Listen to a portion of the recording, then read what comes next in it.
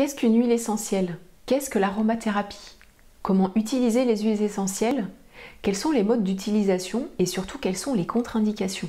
Elles sont nombreuses, j'y reviendrai en fin de vidéo. Les praticiens en naturopathie sont formés à l'aromathérapie car c'est une des 10 techniques utilisées en naturopathie pour accompagner les consultants à améliorer leur santé et leur bien-être au quotidien. Bonjour et bienvenue dans cette nouvelle vidéo, je suis ravie de vous retrouver. Je suis Charline Royer, praticienne en hygiène de vie et naturopathie. Qu'est-ce que l'aromathérapie? L'aromathérapie, c'est une branche de la phytothérapie.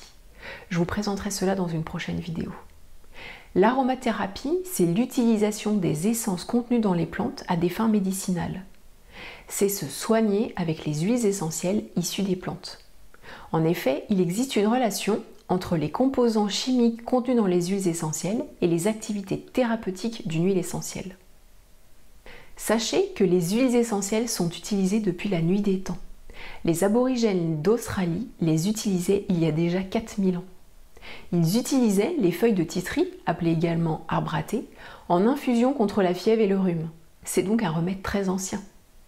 L'utilisation des huiles essentielles est d'une excellente efficacité et peut créer des synergies intéressantes et efficaces dans l'accompagnement de nombreuses pathologies, physiques, psychiques, mais ne se substitue pas au traitement allopathique prescrit par le médecin. Et n'oublions pas, bien que naturelles, les huiles essentielles ne sont pas inoffensives et sans danger. Certaines huiles essentielles peuvent avoir une toxicité, interagir avec des médicaments, être déconseillées pour certaines personnes. J'y reviendrai par la suite. Voyons maintenant la définition d'une huile essentielle. L'huile essentielle, c'est l'âme de la plante. Elle est obtenue par distillation à la vapeur d'eau d'une plante aromatique, comme la menthe, d'une fleur comme la camomille, ou bien d'une feuille, d'une graine, d'un fruit comme le citron, d'un bois ou d'une écorce. La composition d'une huile essentielle est complexe et ce sont les nombreuses molécules aromatiques qui sont responsables de son parfum et de son action et qui constituent les propriétés thérapeutiques. Il existe plus d'une centaine d'huiles essentielles. Elles sont classées en 13 familles en lien avec leur composition qui déterminent leurs propriétés, leur champ d'action, leur toxicité et leurs précautions d'emploi. Deux caractéristiques majeures. Les huiles essentielles sont volatiles, on évite donc de les chauffer pour préserver toutes leurs caractéristiques et elles sont liposolubles. Il faut donc utiliser des corps gras pour les diluer, tels que les huiles végétales. Et surtout, on n'utilise jamais d'eau pour les diluer. Lorsque l'on achète les huiles essentielles, soyons vigilants car des produits de qualité très variable sont disponibles. Alors privilégions des huiles essentielles 100% naturelles, 100% pures et bio. Et savez-vous pourquoi certaines huiles essentielles sont si chères? 1 litre d'huile essentielle peut nécessiter 35 kg de plantes. C'est le cas pour l'huile essentielle de lavande fine. En revanche, pour l'huile essentielle de rose, il faut 3 à 5 tonnes de pétales de rose pour 1 litre d'huile essentielle. Ayons donc en tête que une goutte d'huile essentielle est extrêmement concentrée puisque cela peut représenter plusieurs kilos de plantes.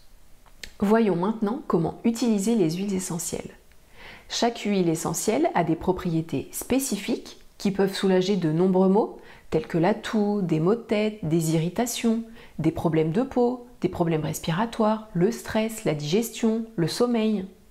Pour utiliser au maximum les bénéfices des huiles essentielles, il est important de les utiliser correctement. Les utilisations sont nombreuses, l'idée est toujours de rechercher le même objectif, obtenir un maximum d'efficacité pour un minimum d'effets secondaires. Je vais donc vous présenter les 3 modes d'utilisation les plus utilisés et ils diffèrent en fonction des huiles essentielles et de leur usage. Premier mode d'utilisation, la voie olfactive. On peut donc utiliser la diffusion avec un diffuseur, par exemple pour se détendre. C'est très efficace pour régler les problèmes nerveux, pour aider dans les troubles de sommeil. Pour cela, on va diffuser de l'huile essentielle d'orange douce ou bien de lavande vraie. Et sachez que c'est possible dès la naissance. On peut également utiliser la diffusion pour assainir l'air de la maison, régénérer l'atmosphère. Et pour cela, on va utiliser de l'huile essentielle de titri ou de Ravinsara. On utilise donc un diffuseur qui ne chauffe pas les huiles essentielles. Je vous mettrai un lien dans la description de la vidéo. On diffuse au maximum entre 10 à 15 minutes par heure surtout on ne diffuse pas en continu. Et si la diffusion se fait dans la chambre pour faciliter la détente et le sommeil, on diffuse les huiles essentielles 30 minutes avant le coucher. On peut également réaliser des inhalations, idéales pour traiter les troubles respiratoires ou nerveux. Attention cependant à ne pas utiliser si la personne est asthmatique ou bien s'il y a un terrain allergique. Comment réaliser ces inhalations? Vous prenez quelques gouttes d'huile essentielle que vous mettez sur le poignet, vous massez et vous faites de profondes et longues respirations. Vous pouvez utiliser l'eucalyptus radiata en cas de rhume. En cas de stress, vous pouvez respirer l'huile essentielle de lavande fine. Et en cas de fringale sucrée, vous pouvez respirer l'huile essentielle de pamplemousse. C'est très efficace. Deuxième voie possible, la voie cutanée. C'est très efficace et parfaitement toléré, à condition de choisir la bonne huile essentielle et de prendre les précautions qui s'imposent. On peut donc utiliser les huiles essentielles en cas de courbature. Pour cela, on effectue un massage avec de l'huile essentielle de Golteri. On peut également soulager les maux de tête avec un massage que l'on réalise sur les tempes et sur le front avec de l'amande poivrée. Attention par contre aux contre-indications. J'ai réalisé une vidéo où je vous ai présenté les différentes utilisations possibles de l'amande poivrée. Je vous invite à la visionner, le lien est juste ici. On peut soulager également les troubles digestifs en effectuant un massage du ventre avec de l'huile essentielle qui sera diluée dans de l'huile végétale. Pensez bien à faire le massage dans le sens des aiguilles d'une montre. On peut également soulager le stress et l'anxiété. Pour cela, vous effectuez un massage sur le plexus solaire avec de la camomille romaine diluée. On peut soulager également la mauvaise circulation veineuse en effectuant un massage d'une huile essentielle avec de l'huile végétale.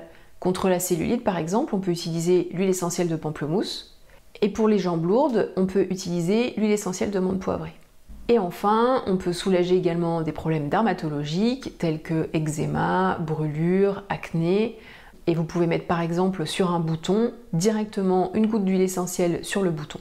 On évite les huiles essentielles dermocaustiques, photosensibilisantes, notamment pour les essences d'agrumes. On utilise donc la voie cutanée pour un usage très localisé et sur du court terme. Troisième utilisation possible, la voie interne, en avalant l'huile essentielle sur un support, donc c'est plutôt utilisé en deuxième intention. Ça permet de traiter des infections internes, des troubles circulatoires et métaboliques. Les huiles essentielles, elles peuvent être posées directement sur la langue ou le plus souvent sur un support neutre, tel qu'un comprimé neutre, du miel, de l'huile végétale ou bien une mini boulette de pain. Sachez cependant que la voie orale est à proscrire chez les femmes enceintes et les enfants de moins de 7 ans. Donc, comme nous venons de le voir ensemble, il existe 3 modes d'utilisation. L'olfaction, qui a de grandes vertus grâce au signal envoyé au cerveau. Rappelons que le cerveau gère nos émotions et notre mémoire affective. La voie cutanée, qui est bénéfique pour de nombreuses pathologies que je vous ai citées. Ces 2 modes sont donc à privilégier. Et enfin, la troisième possibilité, c'est donc la voie interne. Sachez qu'en naturopathie, il est fondamental de travailler sur les causes des symptômes. Aussi, je suis disponible pour vous accompagner dans la prise en charge de vos problèmes de santé. Précaution à prendre avant l'utilisation d'une huile essentielle.